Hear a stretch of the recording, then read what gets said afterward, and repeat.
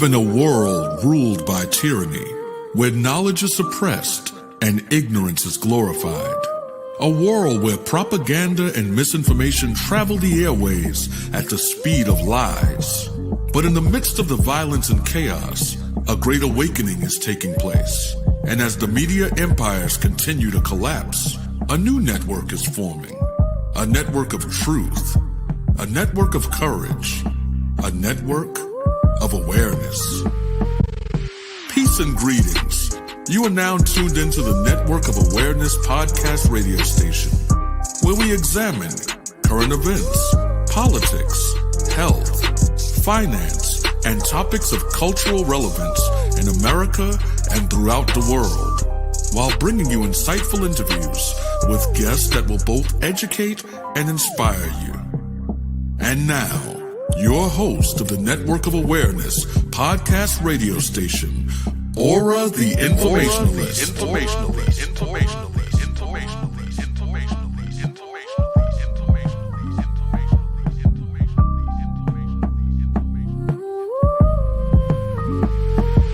My aura is a network full of awareness and gifts like Aura the Informationalist.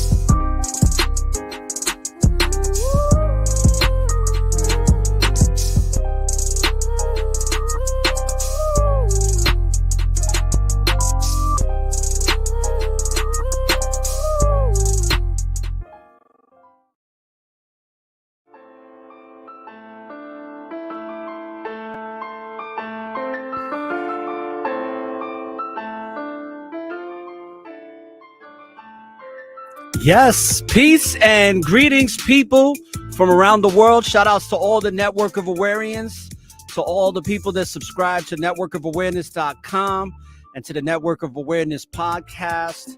Shout outs to all the people that follow us on TikTok, Twitter, Facebook, and Instagram. And to all the people that follow us on SoundCloud and all the other various podcasting platforms besides our publisher account on Spreaker. And with that being said, today is a Truth Seeker series episode with a very special guest. And he's going to bring some eye-opening, amazing, thought-provoking, critical thinking information. And it's none other than John Kirwin. He's the author of the Conspiracy Theory Survival Guide. And we're going to talk more about this, but I want to give you an introduction that we put here on the description.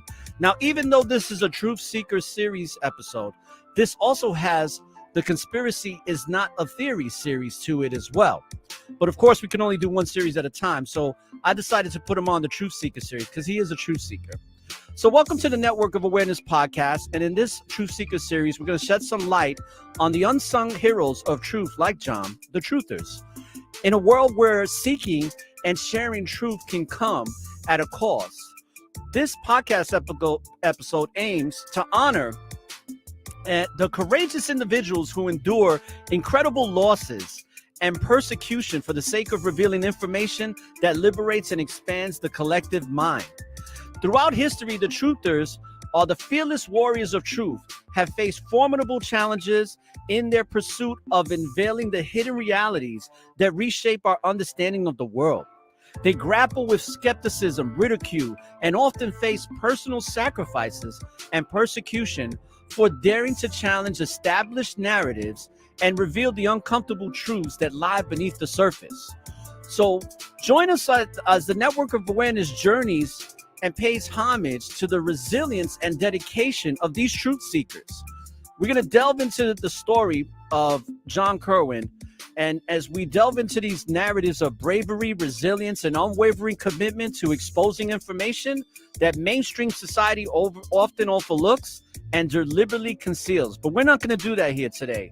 And through the lens of John and many of the remarkable individuals that we're going to bring on this show for this particular series, we're going to explore the sacrifices they've made, the losses they've endured, and the challenges they faced in their quest to awaken and free the minds of people around the globe.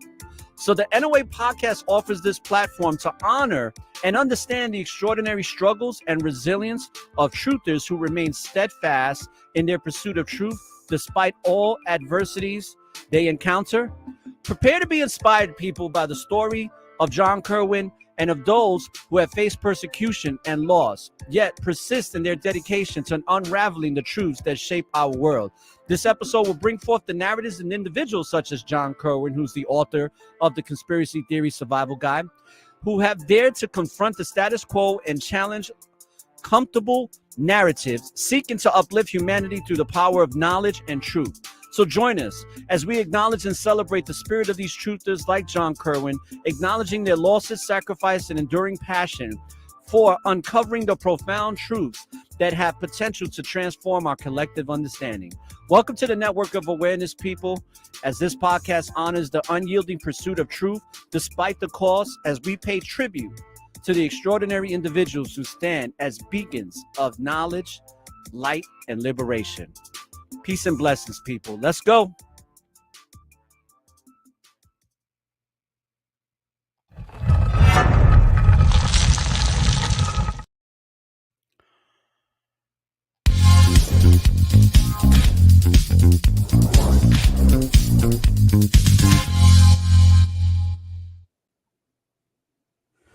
Welcome to the show, John Kirwin. Welcome, Nice. brother. How you doing? I'm super. That was such a great intro. It reminded me one time I was on hold for this company on hold, and they had this nice jazz groove. And when they finally came on, I was disappointed because the music was so good. That was a great intro. That happens Not to that me I'm too. not happy to be here, or I'm super happy to be here, man. And I'm really excited to have you be here, and I'm glad that that you're here during this time. Nothing is by accident. Nothing is a coincidence. Only the illusion of it. And I think that is going to be proven true right now in this discussion that you and I are going to have, because a lot of truthers are being persecuted, like yourself and like myself. And it's very unfortunate. But as you and I have discussed offline, when we receive this persecution from people and from the institutions, or like I like to say, the powers that shouldn't be, we get an understanding that we're doing the right thing. Because if the pressure is so high to suppress the information and the energy that we're bringing forth, then there's got to be a reason for that. And before I continue, let me just play my disclaimer real quick, sir. Sure. The content of this podcast is for informational purposes only and should not be considered legal, financial, or other professional advice. The views expressed in this podcast are those of the speakers and do not necessarily reflect the views, opinions, or positions of the Network of Awareness's producers, subsidiaries, entities, or any other associated parties. So, John, give a brief introduction to who you are and what you do, because there's a lot of things you do, and just let the people know a little bit about yourself. Yeah, and I do want to pick up on what you opened up with, is that we're not here by accident, which is making reference to the concept of destiny, which I have found in my research is what drives people's willingness to be a truther and stand for the truth. We get in touch with destiny, which typically is not our plan. It's a blueprint from God. And it typically pulls us into persecution, which we willingly embrace because there's glory in destiny. Glory transcends this life. It makes this life what life is worth. But anyway, I appreciate the opportunity to share this topic, which is a little bit different, I think, than what we're typically used to as truthers. In other words, instead of looking into another aspect of how the matrix operates and how we're being bamboozled and the danger we're in, we're going to talk today a little bit more about the mental, the emotional, the spiritual impact of finding out that we live in the Truman Show, and specifically the pushback from people that are important to us, spouses, children that don't talk to us anymore, workmates, church families. We all know it's a universal experience. When you start to question officialdom, you get a rug pull, and it ain't pretty. And there's a lot of death and destruction there. And so we're going to talk to the souls of men today. Well said. I love it. So let's talk to the souls of humanity, because there's these dogmatic, uh, really compounded narratives of beliefs that were given to us. Not something that so much was discovered, in my opinion, but yet given to us. And a lot of it is through social conditioning. And from my experiences, what I've seen that comes from that is that people wind up believing in things that they were taught that they didn't discover. And a lot of times they don't even get to understand who they truly are and the purpose or destiny that they're here to serve, or why they even came here in the first place. They fall into these rabbit holes or these patterns of beliefs that were usually given by their family, usually the parents, grandparents, or the certain environments that they grew up in. And because of that, they don't really get to truly discover who they are. Like, what is it they're here to do? So they basically believe that they're here to do what everybody else is doing or what they were told to do. Exactly. Very well said. Yeah, and that's Your thoughts on that? yeah. There's a lot of underlying reasons why you're a truther, and why the majority are not. Primarily, human beings are very tribal, so we tend to find a group and where we feel comfortable and fit in, and that's your worldview, and that makes you susceptible to what you were just outlining, Aura, which is where we basically just believe what we're told because that's what the tribe is telling us. We don't question the tribe because we aren't willing to lose the tribe. And so you can ask folks, are your beliefs your own? Ask them that question. Are your beliefs your own, or do you believe what you're told? Because one of the key components, the presenting characteristic of a truther, is that they have begun to question officialdom. That's the entry point into the rabbit hole. When you find out the boats don't go over the curve, the ISS guys are hanging from wires, the moon landing was fake, 9/11 was an inside job, whatever one you want to pick, it's going to be one of many or many. That is the inception of your journey when you're like, wait a minute, this is not what I've been told my whole life. And there's this cognitive dissonance, but somehow because you have integrity, you're able to choose door number 2, where Carol Merrill is now standing. You're able to say, I don't care where this takes me. That's not right. Whereas the majority of people run this little algorithm in the back of their head, calculating the cost of questioning whether NASA is faking all of humanity. And they say, I'm not going there. I'm smart. I'd have to be stupid for them to have tricked me my whole life. Or I'm not willing to suffer the persecution that I'm doling out to everybody that pops their head up as a kook. So I'm going to go like this. I'm going to have a truth abortion. And I'm going to start attacking you instead of looking at the evidence with a rational mind. That's what we experience. Is that right? Absolutely. And I love the way you phrased it, a truth abortion. Yes. And it makes so much sense, because just like an abortion, life is ripped out of you, and a lot of people have truth ripped out of them, and then it gets filled in with lies. And then it becomes, they inherit a long legacy of lies. John, just speaking, bluntly, I think that you could be on so many different series. I have a Legacy of Lies series. A Conspiracy is Not a Theory series. But going back, it's like, it's so true, because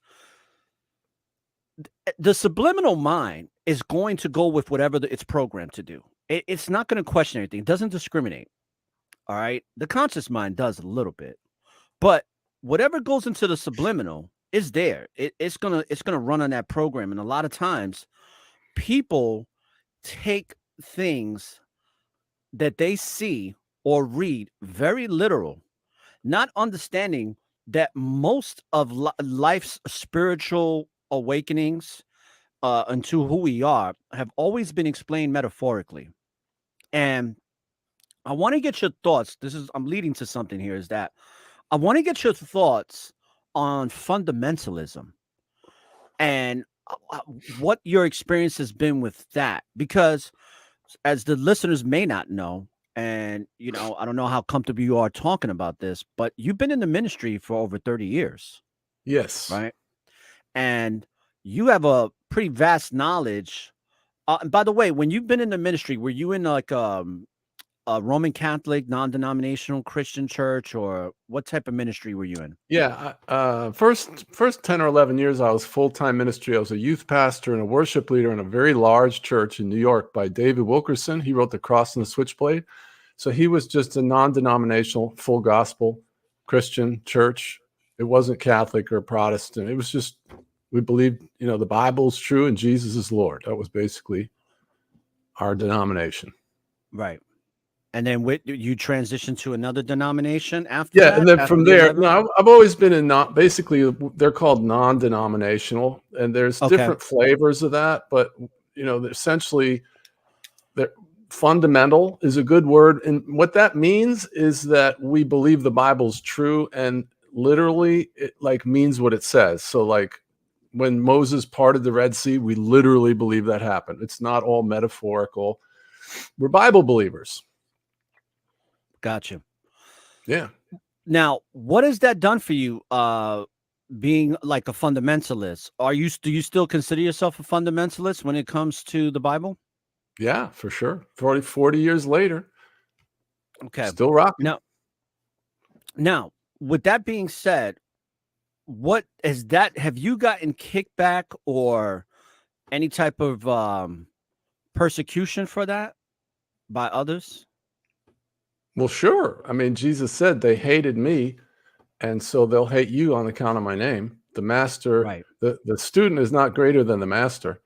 So, for whatever reason, the way God runs his universe, the church has always fallen under persecution.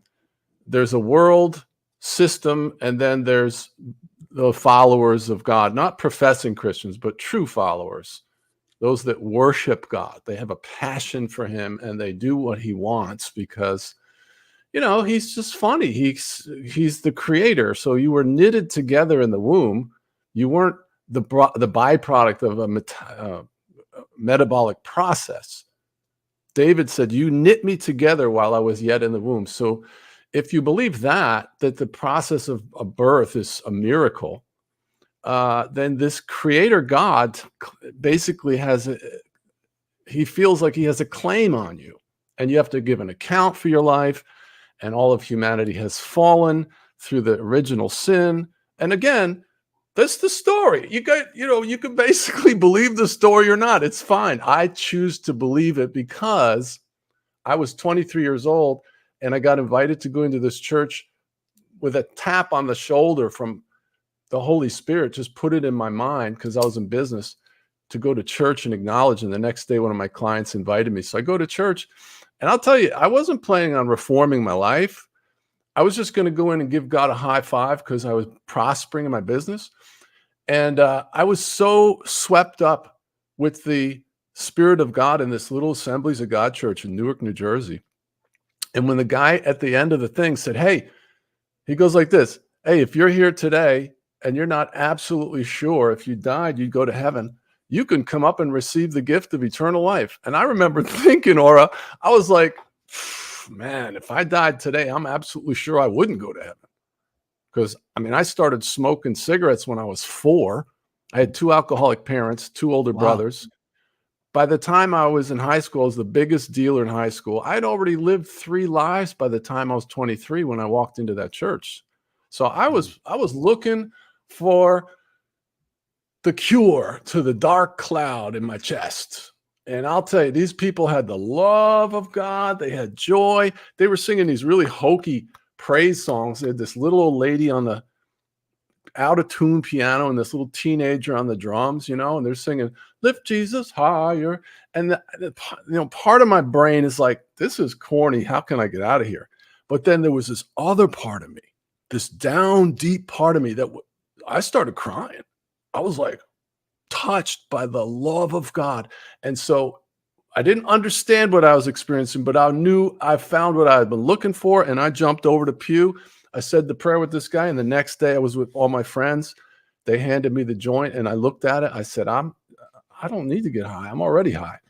And then they were swearing, and I used to curse all the time.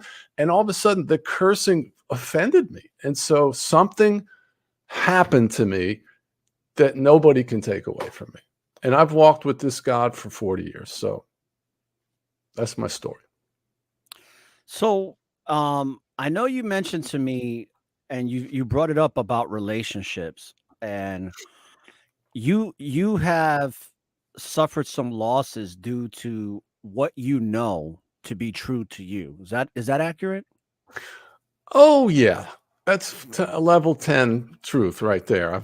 My wife asked me for a divorce after 24 years of marriage. I begged her not to do it.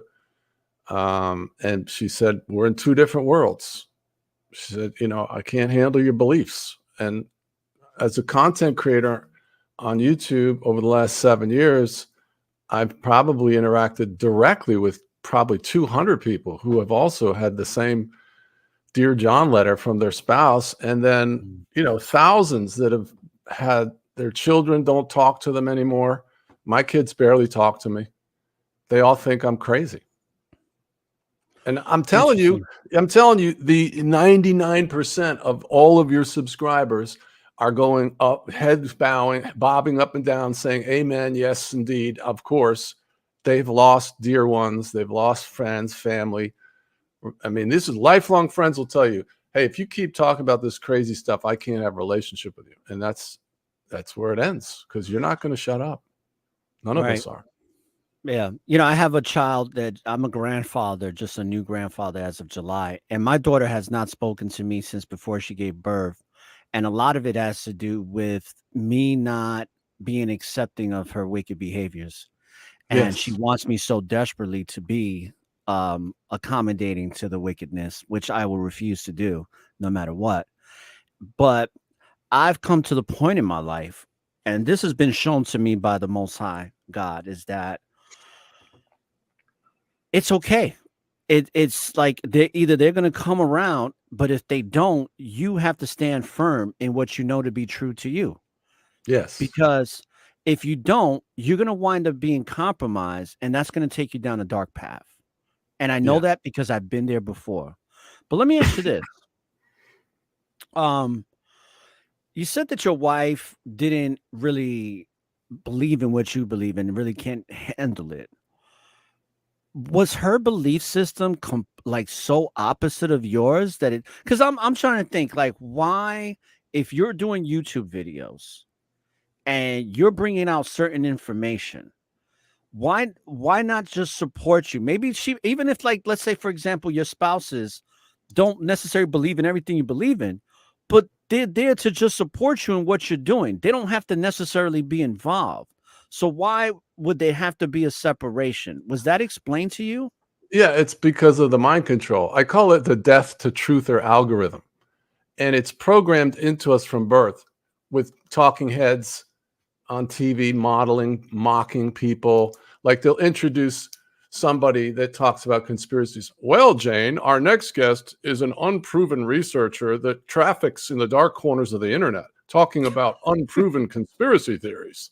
Well, when we're watching those choice of words and the snarky, cynical, intellectual superiority type of tone, and we internalize that. Well, then when your loved one turns around and starts questioning any aspect of officialdom, any topic that is appointed as taboo by officialdom, immediately triggers that program. It's MK Ultra trauma-based mind control, and the whole world is under it. You then become a target, not of an intelligent discourse, of challenging someone's ideas. You become personally attacked. That's what the term conspiracy theory means. It's a character assassination term. It means you're stupid and gullible that you could be so weak-minded to be duped by Photoshop tricks. What's the matter with you? You're an embarrassment to the family. And you've chosen these dumb things, and you've fallen in with this wrong crowd, and you've chosen these over us. And it's a personal attack that defies logic. It has nothing to do with logical. I one guy, this is a pastor. I'll tell you exactly how this works. during this period of time, I was still together with my wife, and I went to this pastor, Pastor Tom, mild manner, spirit-filled man of God, loves God, great reputation. I go, I said, Pastor, listen, my wife and I are having some conflict. I wanted to reach out to you, see if you'd be willing to just sit with us and just talk and maybe be a third party, just listen. Sure, John, no problem. Let's meet. And by the way, what is it that you guys are dealing with? I said, well, I'm part of a growing body of believers that have come to realize that what we've been told about the shape of the earth is just not the truth. The earth is not a spinning ball. It's a heliocentric model. It's flat and stationary, just like the Bible says. And, I also believe the Mandela effect is true and the Bible is supernaturally changing. And this is what he said. Well, if that's what you believe, then you're nuts and I can't help you. Click. Okay. So that response is what we're up against. And you can't measure that with rational reasoning. It's something that comes from years of conditioning. Now, the Central Intelligence Agency, known as the CIA, one of the Alphabet Gang members, right? I like to believe that they are a conglomerate of master manipulators. And they're the ones that created conspiracy theory to basically operate in the minds to basically quell any truth and to disengage from anybody who's bringing something that's true. So much so that cognitive dissonance, once it kicks in, the truth can smack people in the face and they still won't recognize it. No question. It'll fall on their lap. It'll massage them in a way that's so aggressive and they'll still be like, no, that's not true. And I want to get your thoughts on that because I did a whole show about how the CIA brought out conspiracy theory and reasons why they did it. But from what you've been seeing, especially since you became a content creator on YouTube, what do you think is or if you can kind of explain some of these personality traits of those that are your conspiracy theory believers? Or should I say, let me rephrase that, the people that are non-believers because they believe that everything is a conspiracy theory? Excellent question. And I go into this in great detail in the book. It's called The Conspiracy Theorist Survival Guide, by the way. It's available on Amazon or on my website, which is wakeupOrElse.com. And I go into the things in it's in two sections. It's 300 pages too. So it's a lot of content. And the first half of it is inside the mind of the unconvinced. What makes the normie tick? Why are they the way they are? But the second half of it is inside the mind of the truther. And what I've identified is there's a number of different reasons why people don't see. That's the main question that we always get. Why can't they see? Well, I begin to ask that question myself. And what I realize is that they do see. They look at the same empirical evidence that we do, but they don't want to see. So it's not that they don't see the evidence, it's that they can't perceive it. Okay, so what causes that? And Jesus said that. He said they have eyes but see not. That's what he was describing. Well, there's subliminal programming. There's all kinds of modeling in the media, like I mentioned, from the talking heads. There's chemicals, trauma-based mind control, all the Tavistock stuff. Then there's pride, which is a big issue, and the whole issue of people being tribal. And then there's demonic spirits, curses from God, like in 2 Thessalonians chapter 2. There's a curse of strong delusion that comes on you when you engage in willful ignorance. So one of the things you'll hear a lot is if I'm cornering somebody, let's take a moon landing, and I keep hammering them one picture after another. How do you explain this? And finally, the evidence is so compelling that they'll say, well, what difference does it make? I still have to go to work, don't I? Okay, what that is, that's a tacit white flag. It's a tacit surrender where they basically pretend, okay, well, even if it's true, it doesn't matter, trying to minimize the reality that they're being faced with. Well, that's like saying, what difference does it make if the worm that the fish wants is on a hook? Okay, it matters. And really, if you if you do believe the moon landing is fake, it does matter. It's a life-changing experience to find out officialdom is lying to all of humanity, right? But ultimately, the biggest thing I've found is what's called the reticular activation center. This is a part of the brain that filters out anything that's inconsistent with your paradigm. So for instance, let's say you decide, I'm going to buy a Honda Accord. Now, all of a sudden, everywhere you go, you notice Honda Accords. You ever have that happen? Yeah. It happened to me every time I bought a new car.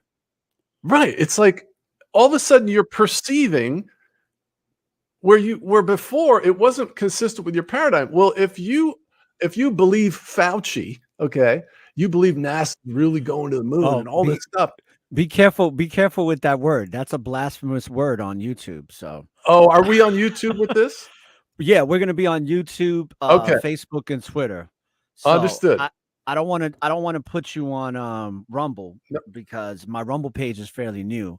No, of course. I meant to ask you. And I'm just joking, but I am serious at the same time. It's like these are trigger words for my podcast. Understood. I appreciate the heads up. So we call him, by the way, sorry to interrupt you, but we call him Dr. Faulty here. Dr. what? Faulty. Okay. You guys know what we're talking about. Trusting officialdom is basically the characteristic of the normie. They don't question what's coming forth. And so the paradigm blocks you. The analogy I give is if the cops came to my door and said that they were here to arrest one of my kids for murder, I'd be like, you must have the wrong house. And they'd say, well, is this your kid's name and social? Yeah. And I'd say, you just got the wrong kid. And they say, but we have evidence. You know what I'd tell them? I'd say, I don't care what evidence you have. I know my kid. So that's what you're up against. That's why you can use what I call the shock and awe approach. And you'll just use the moon landing as an archetype for conspiracy theories. You go to them with the moon landing or whatever it is, and you got 10, 20 examples. And you're thinking, well, surely if I show them enough examples, then they'll believe it, right? Isn't that what we do? And right. It doesn't work. Well, at least we believe that. We think that that's going to work. Well, it should. And it does with the percentage of people who have integrity. We'll get into that in a second. That's why you're a truther, because you have integrity. Congratulations. Good job. God's proud of you. You made the right choice. It dragged you into a bunch of trouble, but it's the right path and it's full of glory. Anyway, they have a problem with the whole paradigm. So you have to basically deal with the underlying disempowering core beliefs first before you present the evidence. Because if their paradigm isn't challenged, first, their arms are folded and their head is encased in stone, and you can't reach them with the evidence because they're saying, I don't care what evidence you have. There's no way. It's impossible. And you just go, 45 minutes later, you agree to disagree. We've all done it for years. That's if they're willing to agree to disagree. A lot of times they're not. And that's been my experiences, because you talked about that tribalism. And a lot of times the tribalism happens within congregations, within groups, within institutions, within work environments. And it, when it comes to the Bible, my favorite book in the Bible is Isaiah. And it's because Isaiah's he was able to be a prophet, but explain things through a multitude of kingdoms and experiences, and be able to bring a lot of insight from the book of Isaiah. And my favorite verse in regards to this tribalism, because we see it in tribalism, we see it with the cognitive dissonance, we see it in the way that these malevolent, demonic, satanic forces are manipulating people to believe in things, is that woe unto them that call good evil and good, and that call evil good and good evil, and put darkness for light and light for darkness, and put bitter for sweet and sweet for bitter. Because we see that a lot, but I think that a lot of people don't focus on how this happens a lot within congregations, within actual church groups, that follow this word, but then wind up doing the very thing that they're preaching because of the cognitive dissonance and the manipulation that they get caught up in. And what you mentioned as well, there's probably one of the key factors is pride. Yes. Yes. Um, Cognitive dissonance is a powerful thing. If you imagine the tribal example where you're a new student in a new high school and you're in there for the first day, your family just moved to a new town, so you don't know anybody, and you walk into the lunchroom the first day and you're like 15, right? I mean, you need acceptance more than anybody on the planet. So you scan the room, and there's the jocks, there's the goth people, there's the burnouts, the whatever other groups there are, and you're like looking around, and then one of the girls at the goth group raises their hand and says, "Hey, come over here. Where are you going to go?" Right? You're going to go where you're accepted. And what happens then is once you're in that group, you begin to adopt all of their beliefs. So next thing you know, you're painting your face white and black, and you're wearing black. So this is the normie. They love the world. They love the world, and they can't let go because it would upend their entire worldview, and they would have to admit that they were stupid, like the rest of us had to admit that we were duped our whole life. And then, you get one good despair and get it over with, and then you're free. It's like finding a big monster under your bed and shooting it. Now you can go to sleep at night. That reminds me of what happened in 2020 to 21 with the what I call the science appliance, also known as the death stick or vaccine. We can't say the actual words here on the platform, but that thing that they put right here. Yep, I call it the monkey juice.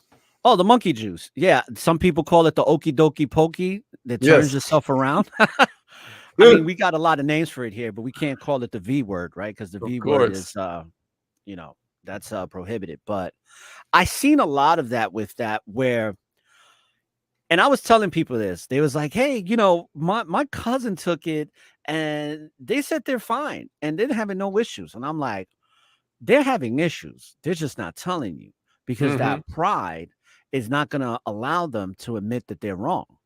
And then there were people that were getting sick, having major complications, and then them saying, nah, it's not because of that. It's because of this. Or I usually have this happen to me and all that. And then you're like, but you're having it happen to you every single day for the past 7 months. That's never happened to you before.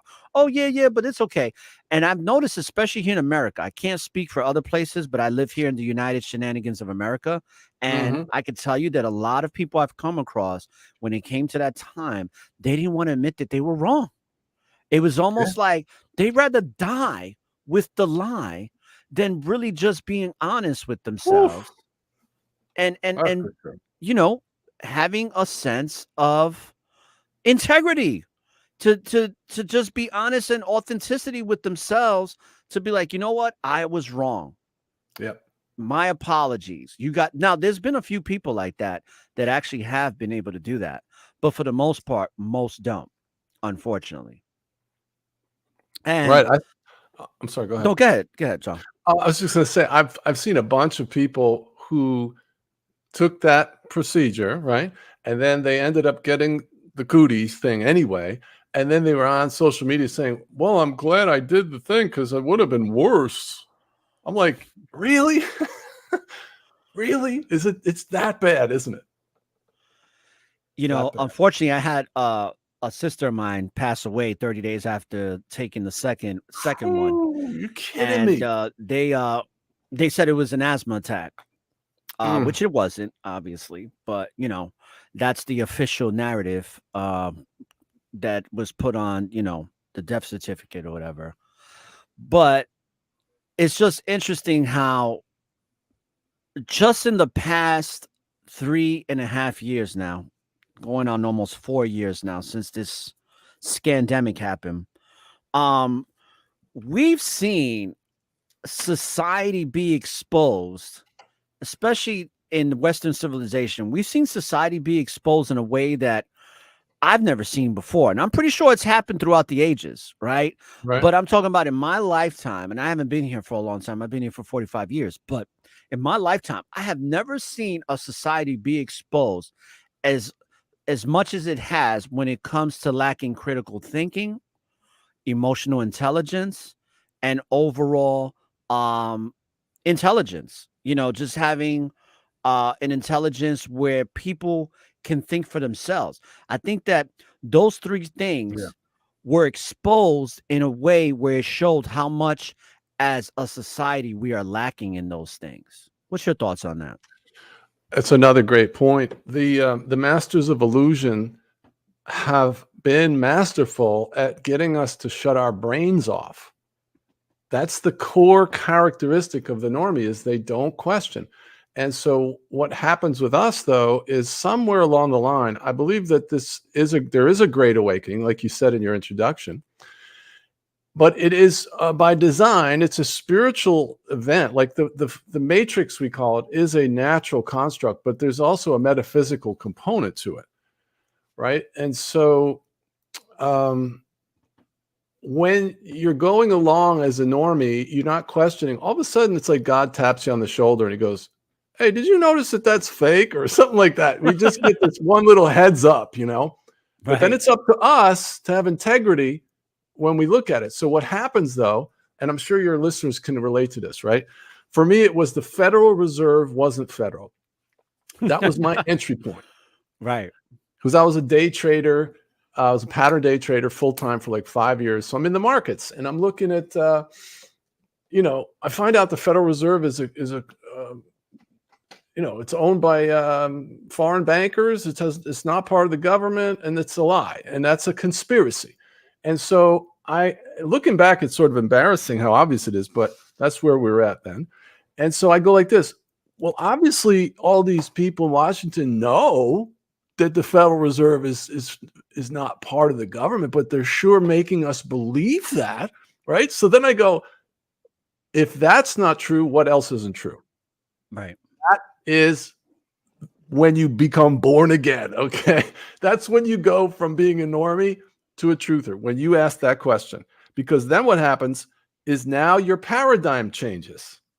Now the filter comes off, and what happens is you start to say, well, what about this? And what happens is every rock you turn over, the moon landing, underground bases, chemtrails, reptilian shapeshifters, the alien deception, DARPA, the 13 families, just keep going. 9/11. There's a list is very long. That this is nothing like what we've been told or believed our whole life. And so what happens at that moment is, if you've ever seen the Truman Show, okay, this is Jim Carrey.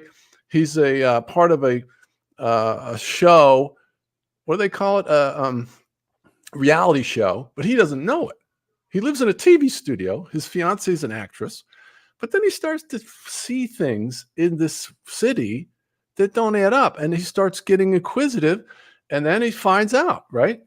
Well, I want you to imagine for a moment that after finding that out, that the next day he just goes, well, what difference does it make? I still got to go to work, don't I? And he just goes back to work. That's what your family wants. They want to put you back in the box. And you're like, I used to tell my wife early on, I said, honey, I got off the bus. I can't do life like we've been doing it because we live in the Truman Show. It's beyond, oh, that's ridiculous. It's like, but wait, I can show you. I don't want to look at that. You've already shown me all that. You care more about that than me. You're obsessed. All of these little exit ramps that the normies have to get out of looking at the data. Okay, we're rational. We're like, here's my 3-ring binder with all the info. Now I don't want to look at it. Well, then what do? You're like standing there with your nerve endings hanging out. You're like all turned upside down, and you just can't pretend and clap like a trained seal when people talk about a whole list of things. I mean, the list is like 3 pages long of what now is crazy to them. And so you're put in a timeout forever. Here's a tinfoil hat and a scarlet letter. Okay, you're a boob. And basically you have to be silent for the rest of your life in order to be in fellowship with me. That's what we're told. Do you with the Truman Show, one thing that he realizes, the way he figures things out, is that he starts to notice patterns.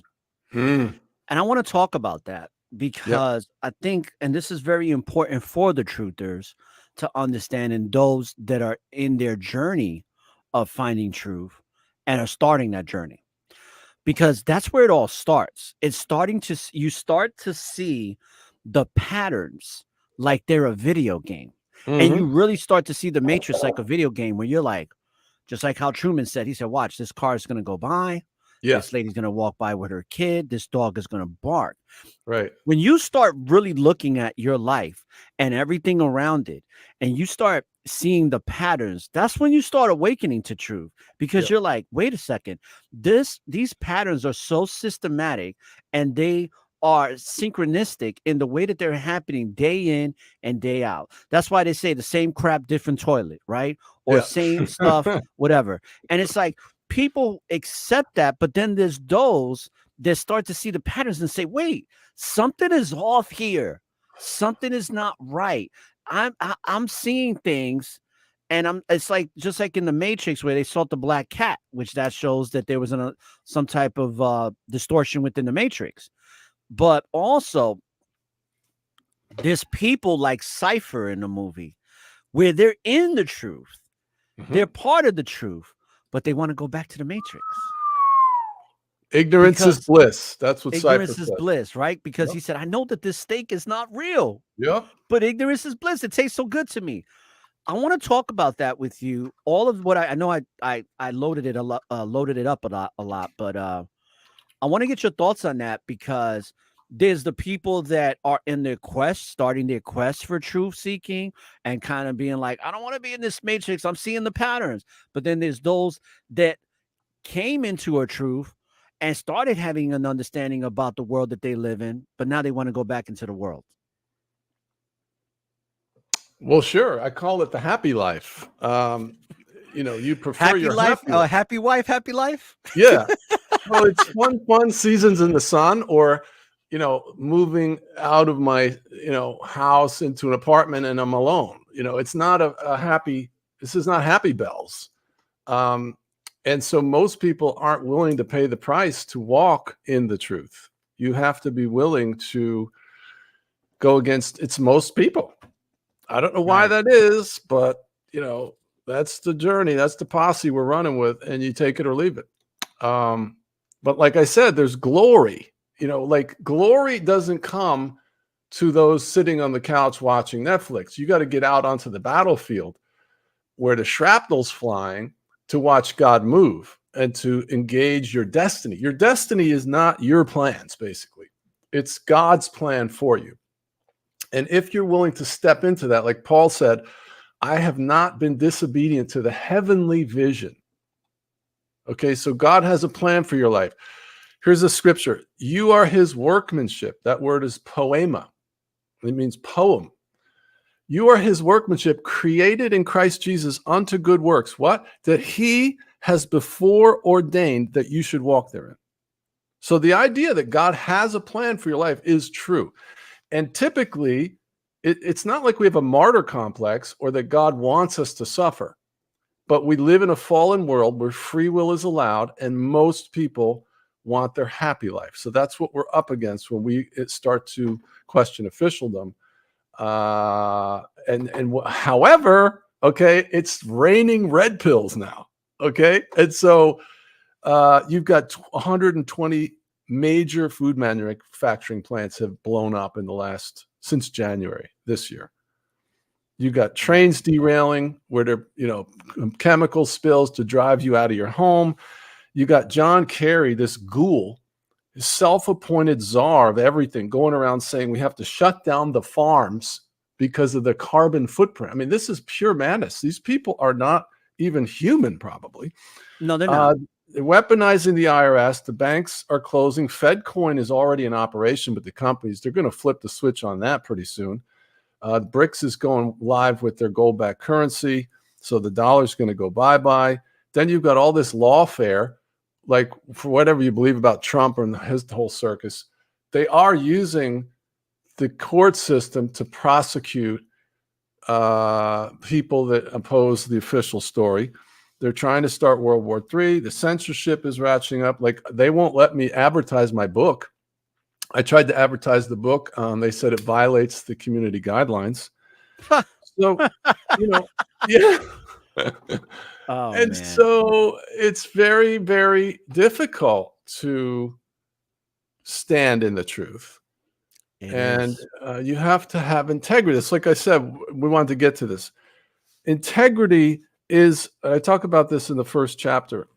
When you're first presented with some of this stuff, it's really shocking. I mean, cognitive dissonance is a visceral response. It's a physiological response to information that completely contradicts what you've held your entire life, right? It's a very powerful thing.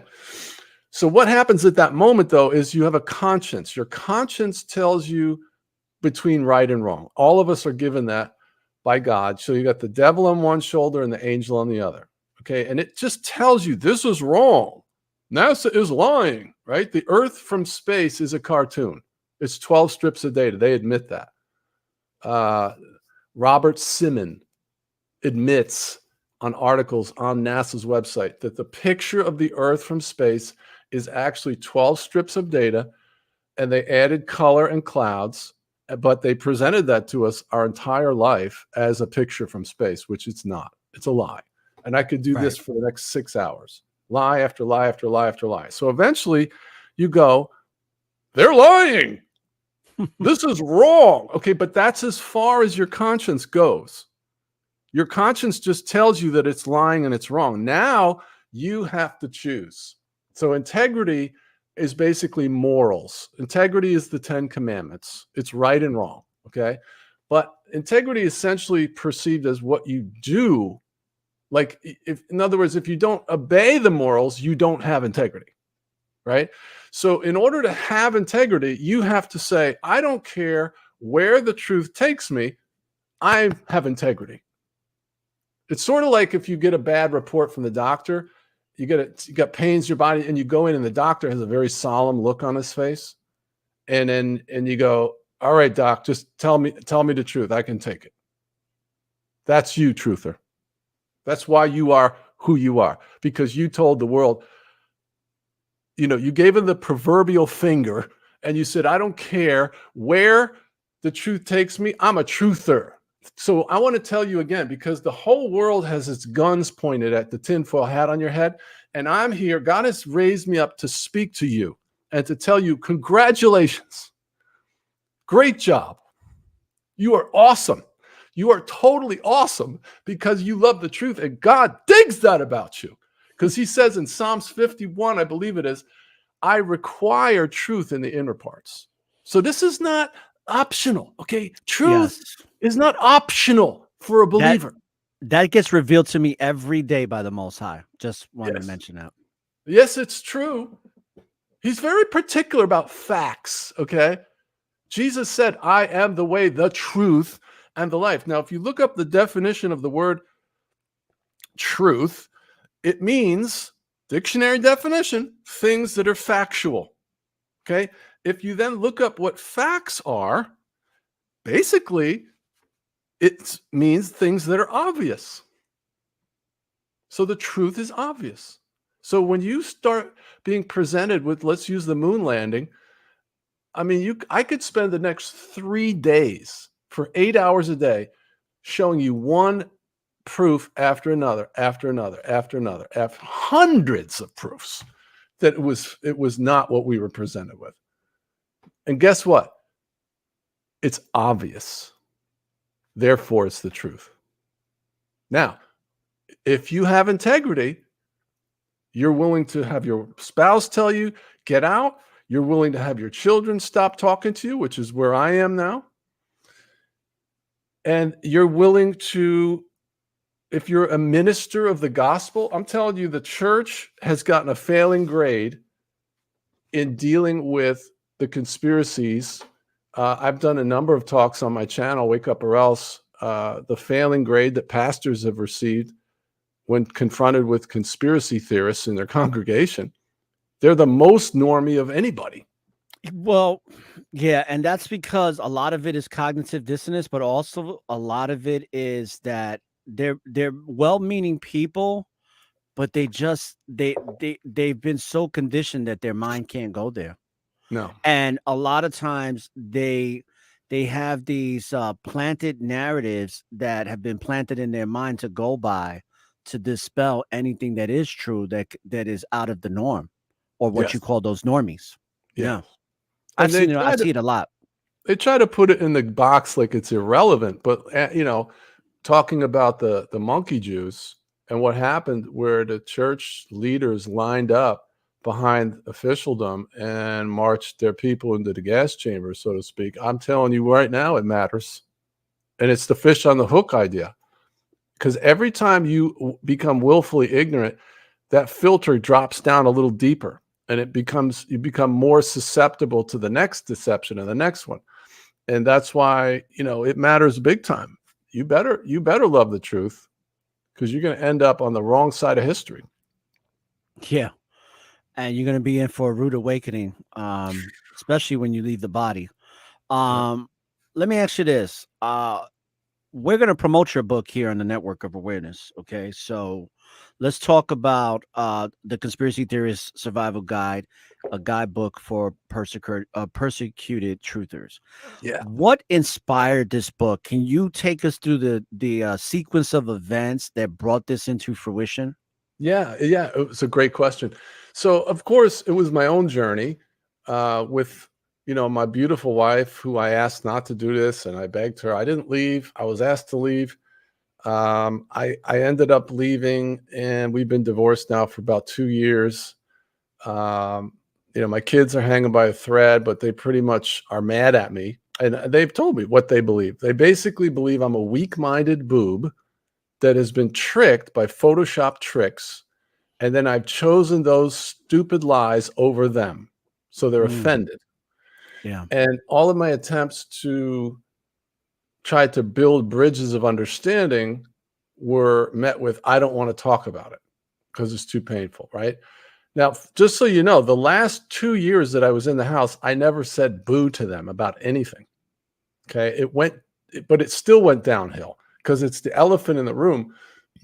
And even though I wasn't trying to run anything down their throat or anything like that, I was still a pariah in my own house, and just slinking around, begging for crumbs of respect, having to walk on eggshells and not say anything negative. I was told by my wife, I don't want you to say anything negative or controversial.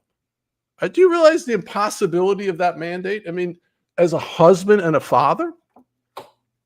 So you're put in a timeout, and you can't fight somebody that doesn't want to know. So you have to choose, am I going to stay, in rapport with them?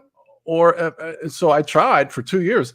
And I'll give you $1 million secret that I learned during that 2-year period of silence. I mean, I would go to the dinner table. I would just sit there. I was like, you don't want my opinion? You don't want me to guide you and counsel you? Fine. I'm here. I'm going to eat. I'll talk about hair, nails, fun seasons in the sun, but I'm basically, I'm censored. Okay. I got a muzzle, which is extremely disrespectful. I've been emasculated. I have been disrespected and misunderstood, and I have no recourse. So you got me. I called it being happy dad. That was my role. Okay. However, during that period of time, we'd be sitting there watching a movie or whatever, and the term conspiracy theory would pop up on the TV or some dialogue, and everybody would kind of look at me and snicker.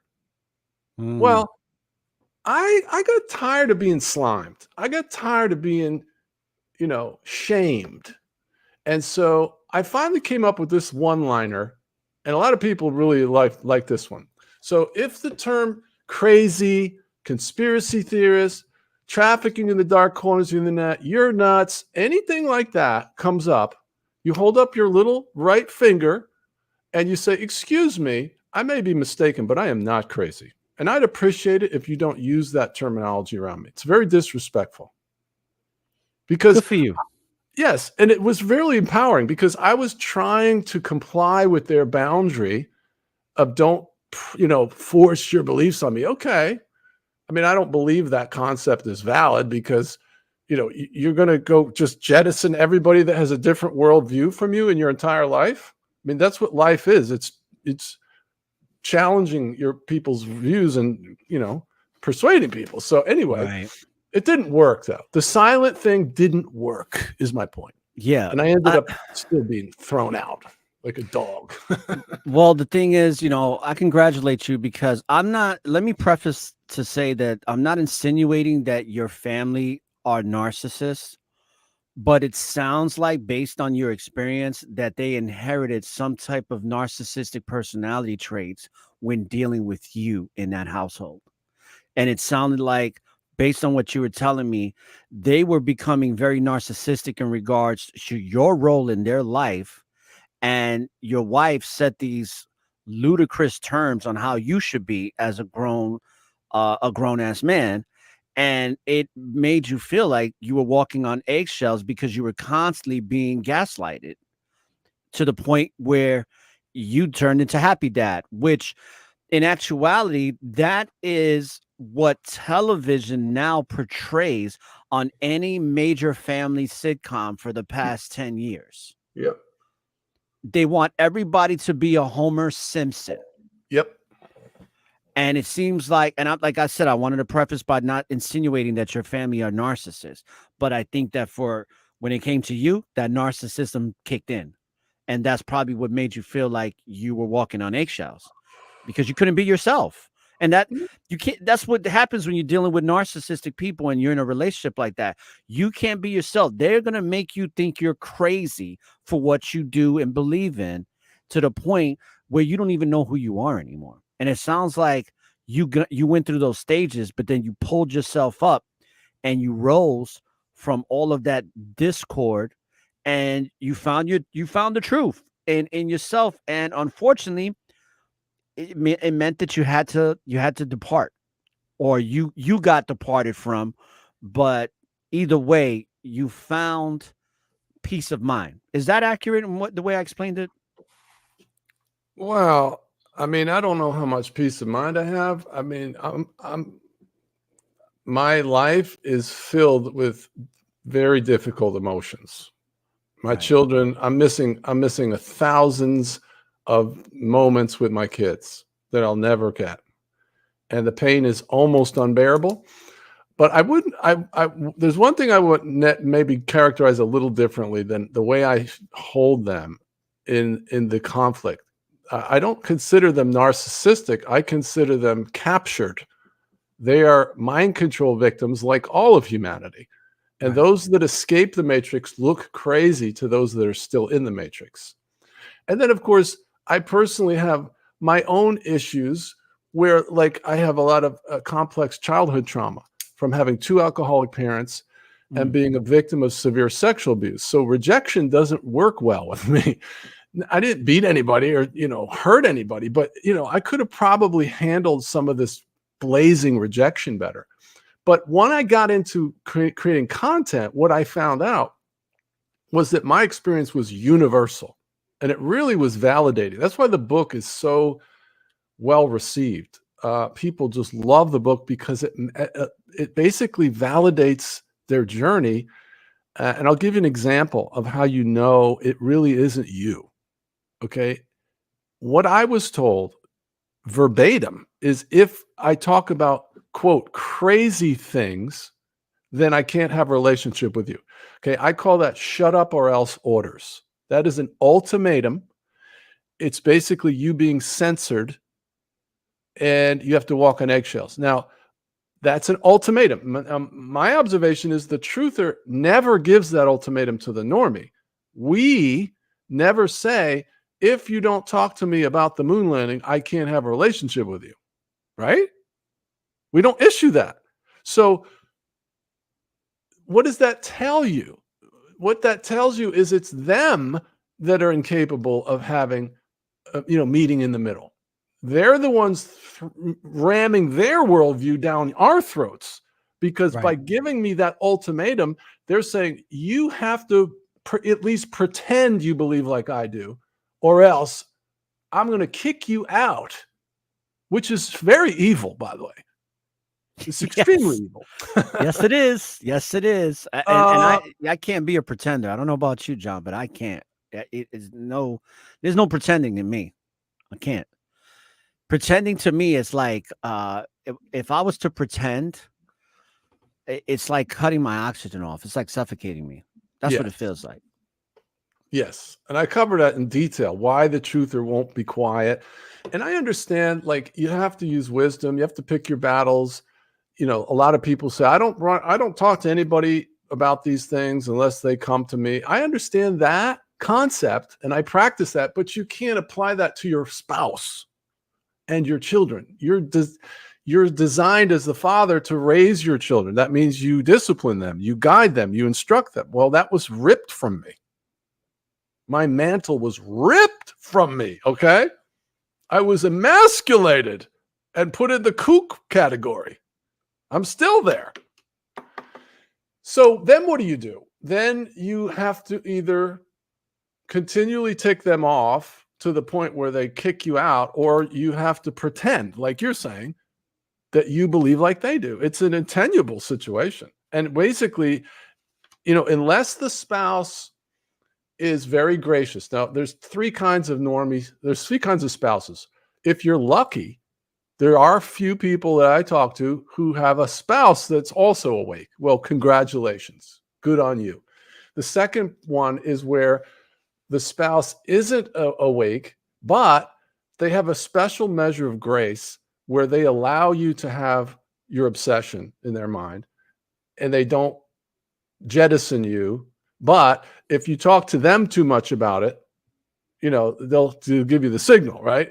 But if you go over here, like I wanted to do, I'm just going to go over here and make videos. No, I had to basically recant the whole thing because to me, or to my wife, it was spiritual adultery, basically. She said I was having an affair with my information, she called it. And wow. I would say, you mean the truth? She never liked when I said that. All right, but then the third type of person is the most common one. The most common spouse type is that they are a normie and they run the death to truther algorithm, which means you're toast. You're either going to have to pretend you believe like they do, or you're going to be kicked out, or you're going to be told, I want a divorce. And that's most.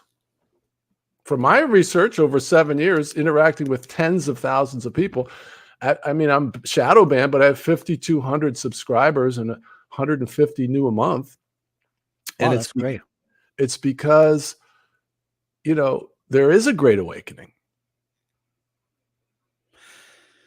With that being said, I wanted to ask you a question because were you always like this? Because you say you've been doing this for 7 years. You were in the ministry for 40, still are. And I wanted to ask you this question.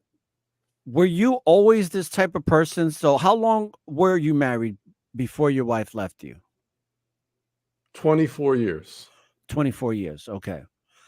When you first got married, were you on this truth journey? No, I was okay. a normie. See, you were a normie there. Okay, so then this just makes perfect sense. It sounds like you broke out of the matrix later down the line, but you were raising your family as a normie. Yes. So, and I'm not, how can I word this? Because do you ever think that maybe some of this is your own fault? Because that's what I was trying to say before. And I of course had that sentiment, but it wasn't until I started making content and I started interacting with hundreds and hundreds of people regularly who are on the same journey. And they would all post these comments like, yeah, my wife divorced me. My husband divorced me. My kids don't talk to me. My best friend doesn't talk to me. I mean, it's like 100%. Like not everybody's losing relationships, but everybody's getting persecuted, having conflict. And most of it is really bad. And so that made me realize, okay, well, maybe it wasn't all me. I don't blame them 100%, but I tend to be, I'm like Mach 5 with my hair on fire. Okay. So I'm not like, I'm a content creator. I'm a preacher. I'm not going to be quiet. That's how God made me, So you got to take me or leave me, man. Yeah, you're a leader. You're a Yeah. leader, and you're not going to conform to social norms that are crazy and insane. But yet, most of society doesn't see that. They're very much stuck in the matrix, or what I like to call a new term that I heard, that robot consciousness. They're very much robots. They run on a particular program, and they're very much comfortable on that program and don't even really realize what they're doing. They just run on autopilot.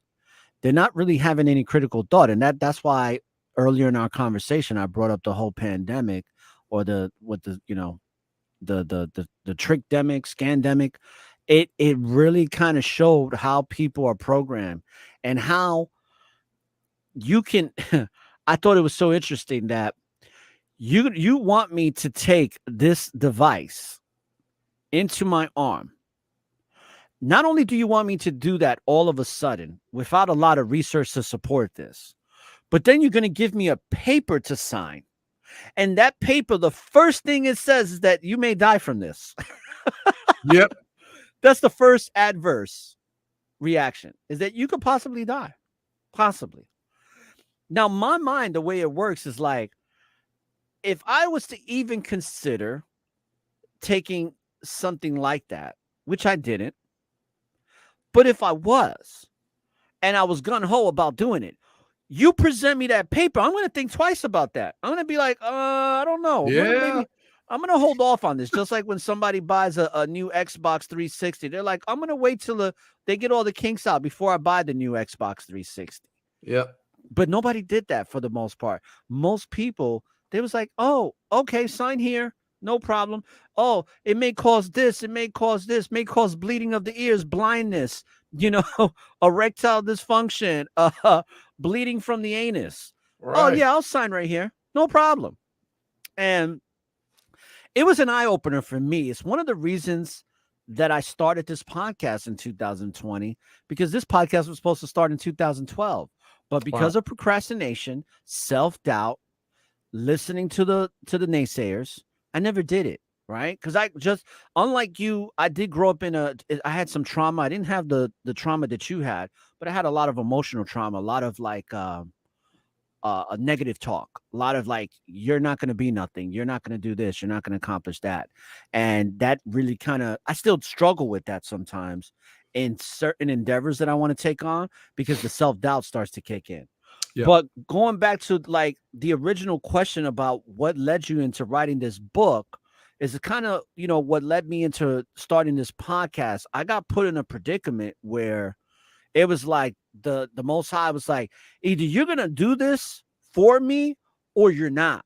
And if you don't do it for me, I'm not going to really do I'm not going to bring anything into your life that's meaningful. You're going to become a normie, so to speak. Like, I'm going to allow you to be in this world because you're not truly pursuing the destiny and the purpose in which I had you come here for in the first place. That's which awesome. was to be one of my messengers. Yeah. So going back to how the book came to be, can you explain what was that definitive moment to where you like, this is going to happen and there was nothing that was going to stop you? Yeah, it was really two things. I saw how much I was being shadow banned on YouTube. So when the first two videos I released, I got like 150,000 views. Now, if I release a video, I'm lucky if I get 1,000. Well, the interest hasn't gone lower. It's gone higher. I had somebody call me today. They said that they have to resubscribe to my channel every week. So, we're fighting a system that's blocking us. And then I saw, all these posts over the years of people, spouses who divorce them and their kids don't talk to them. And I realized, if I wanted to be able to reach a wider audience to encourage and disciple people, I had to create a book. And I took like 6-7 months off, lived off of savings, and wrote the book. It was the hardest thing I ever did. mean, that was really hard. Mm. It's complicated. I mean, you got to pay $2,000 to have somebody edit it. It cost me about $5,000 to launch this thing. And then, of course, Amazon's not allowing me to advertise, so we're trying to do guerrilla marketing. It's just, it's a battle, man. But I wrote it because the need is universal, and there's nothing out there. If you go to Amazon and you put in the book section, you put in conspiracy theory, you'll get two kinds of books. One is all of the books trying to convince people that we're crazy, right? Like books like, hey, your spouse is falling in the rabbit hole. Here's how to get him out.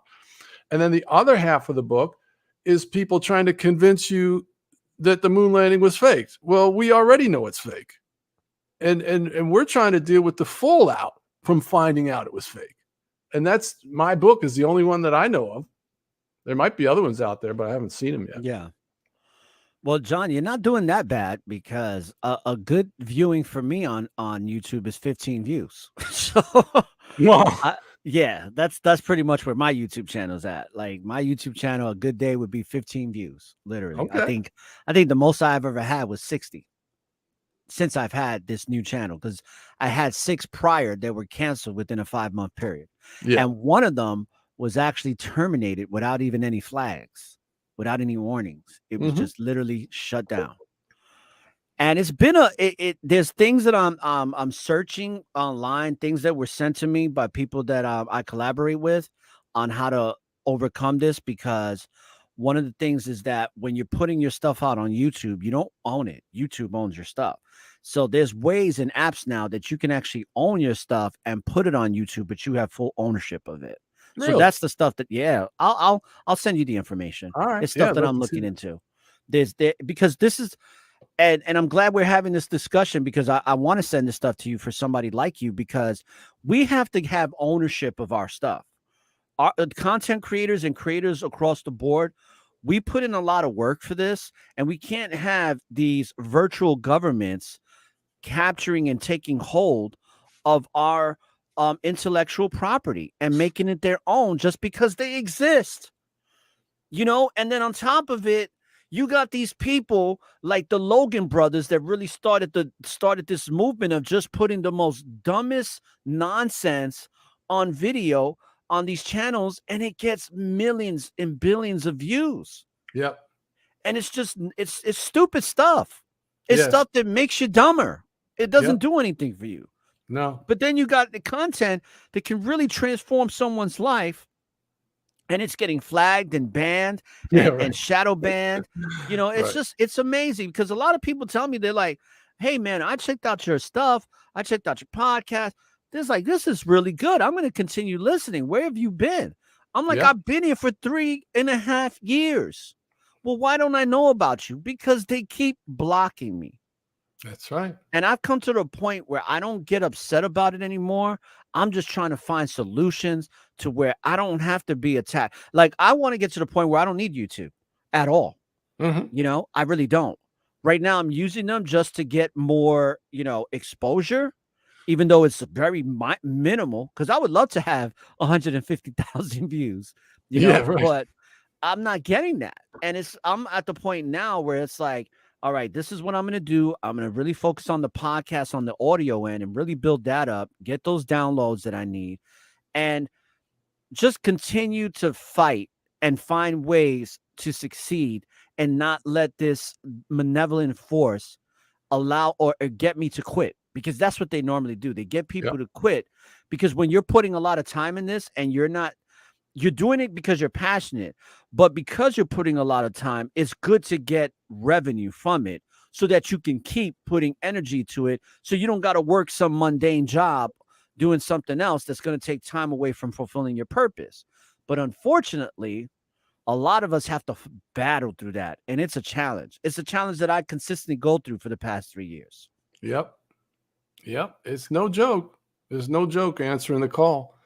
And I feel your pain. It's encouraging, though, that they're censoring us for a reason.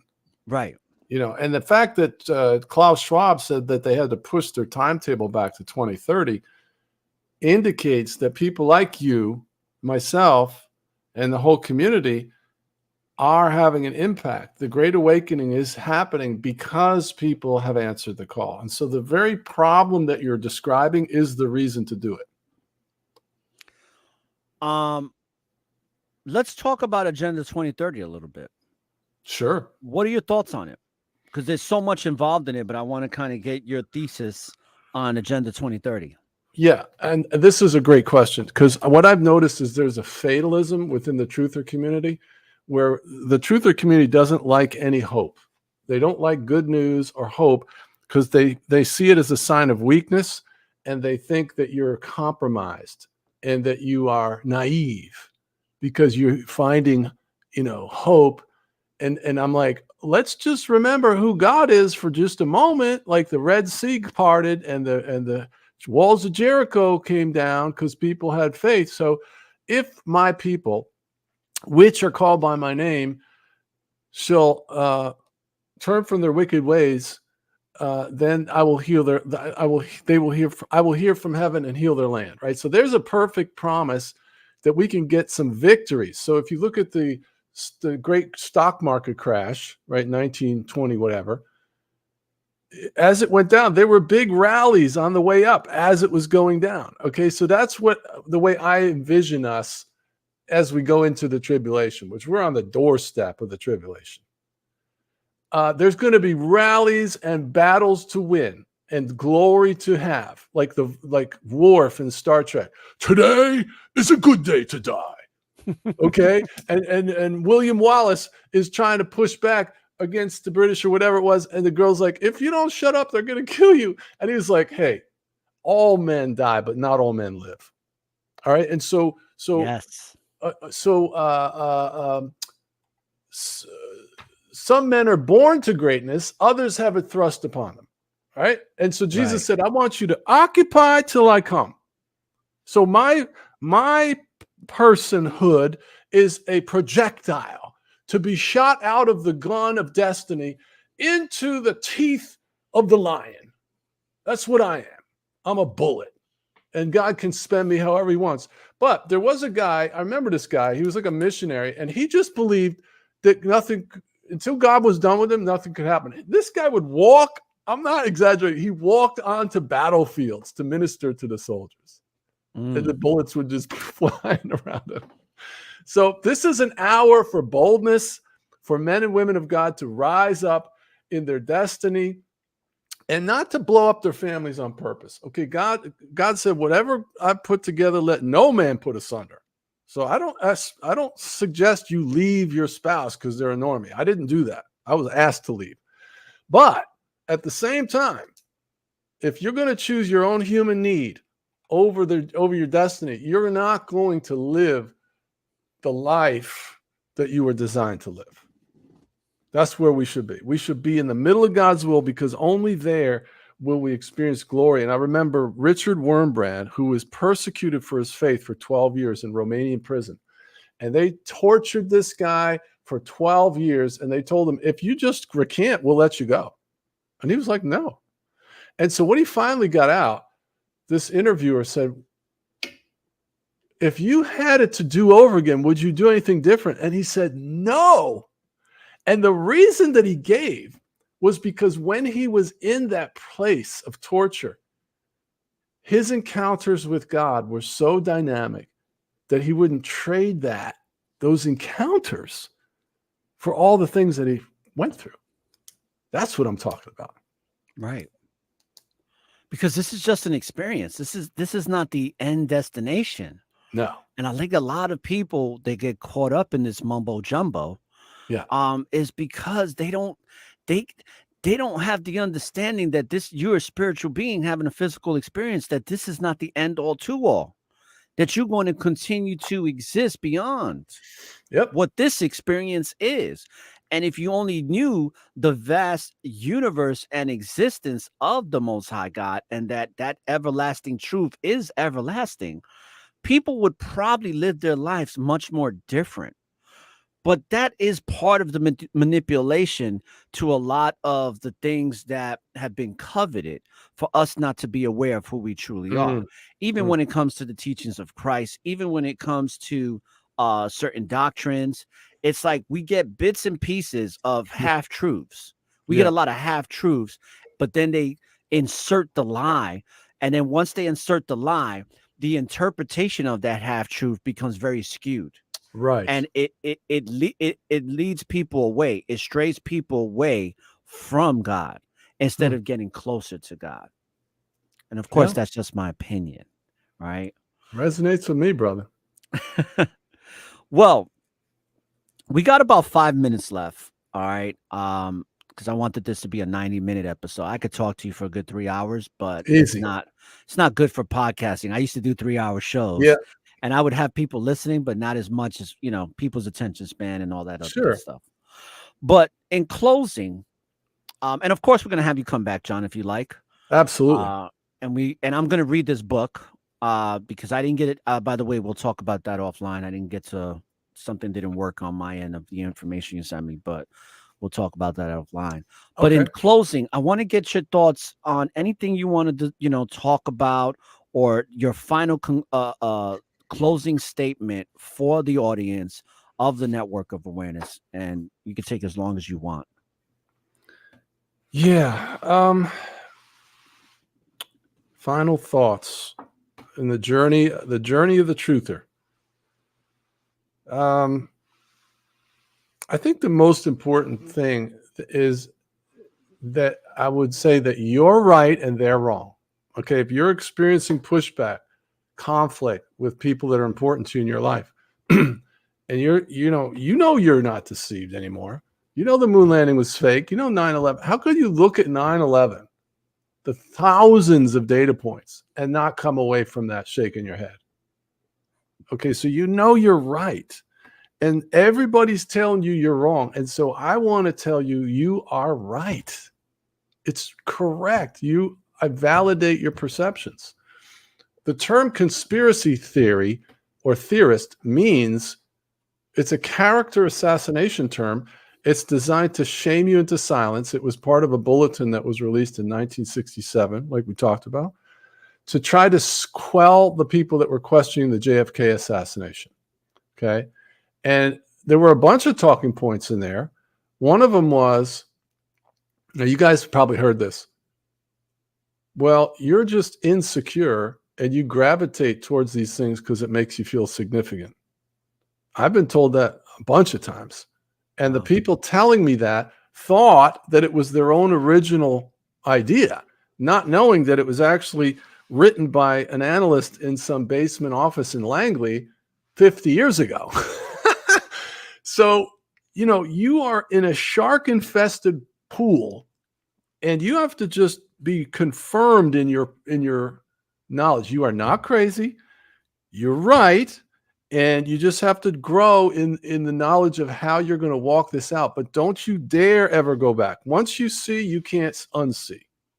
And you don't want to go back into darkness and willful ignorance. Just weather the storm, and it gets more and more interesting as you go deeper into your understanding of the matrix and you extricate yourself even farther. Like one of the things we could talk about next time is I'm an American state national. So I've repudiated my 14th Amendment status. That's why I got my name in all caps on my shirt here. And you see it's trademarked. It's trademarked. Yeah. So I trademarked. It's actually 2 days from now. I'll get the final certificate. It takes about a year. So I own the trademark, my capital name, my name in all caps, which is a non-de jure name. It's a corporation. And every interaction, all your credit cards, bank statements, birth certificate, everything that you get is in all caps for a reason. Okay, so that's another rabbit hole. So I'm sorry, you freed yourself from being the straw man. That's correct. Yeah. All right. We do that. We got to definitely talk about that, John. But go ahead, continue. Yep. Becoming a legal non-taxpayer, all that stuff. And so this is my point is that the rabbit holes are endless that we begin to extricate ourselves from. And it's the most fun you could possibly have, because who wants to be a Vic and totally deceived? You can't live like that. So whatever the cost, just bite down on it. Just get community like you got here. And our fellowship, we do a thing on Friday nights at 7 p.m. It's on freeconferencecall.com. You just download the app, and then at 7 p.m., we just have a Truther Hangout, 7 p.m. Eastern, every Friday on freeconferencecall.com. Download the app, and then we just hang out and talk about flat Earth, Mandela, moon landing, whatever's on your heart. But you're not alone, see? So that's what we do, and then you just rock and roll, and you just keep rocking. Yeah, I'm looking forward to joining your group. For sure. Yeah. So is that it? Or do you have anything else in your closing statement? No, just encouragement, because we take it on the chin a lot in this journey, and that's what the book's about. Get the book. The book's available on audio as well, so you can listen to it. Just go to Amazon, and you can get it. It's the Conspiracy Theorist Survival Guide, a guidebook for persecuted truthers, in paperback or audio, and it'll help you so much because it really just lays out your life and what you're dealing with. And other than that, I just want to encourage you. You're right. Yes. To all the truthers out there, be grateful for the opportunity that you've been given to be a messenger of truth. Yep. And really embrace that. No matter how hard it is, understand that you were built to endure, and you have an unsurmountable amount of resilience within your spirit to go this course and take on this journey, no matter how hard it is and challenging. Yep. So with that being said, John Kirwin, people, let's give him a nice round of applause here for his for all of the great substance he's brought to the show. And I want you to stick around for a second until I close the show out. But thank you again, John. Can't wait to have you come back on other series of shows in the very, very near future. I'm for people that want to learn more about, they want to get this book, want to learn more about what John is doing, and also if they want to join that conference call every Friday night, all of that information is going to be in the description box once the show is posted, because of course this is a pre-recorded episode that will air live. But a lot of great information in regards to being a truth seeker and what that entails. So I want to thank you, John, again for coming on. And stick around here for just a moment while I close out the show. No problem, man. Thanks, everybody. And for all the people that are tuning in, download these shows, support the Network of Awareness. If you want to donate, we have our PayPal and Cash App. And of course, you can download this episode Audible on anywhere podcasts are played, as well as downloading it from YouTube, Facebook, and Twitter, and other platforms. We're pretty much everywhere. So definitely support and help us to overcome these virtual governments. And with that being said, people, I just want to say that when you live in the present, there is always an opportunity for a new beginning. So start your new beginning on your journey to truth and knowledge and wisdom and understanding. And don't look for the light at the end of the tunnel, because the light is and always will be within you. So light up the tunnel and find your way through the darkness. This is Or the Informationalist saying peace, love, and light, and all praises to the Most High. May the force of the Most High stay and be with you.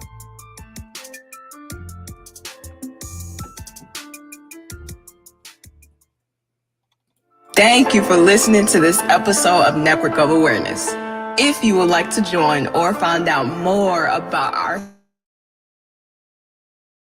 at networkofawareness.com or your favorite podcast listening platforms. If you would like for us to discuss any specific topic you would like to listen to, leave us a message on our website, or you can directly email us at orra@networkofawareness.com. Now, tune in to one of the fastest growing podcast shows on social, spiritual, and self-awareness. With that being said, people, living in the present, being directed by what's given in the hour-long sessions, mind-blowing confessions of improvement that needs checking. Welcome in all ears. Tuning out. Peace and blessings.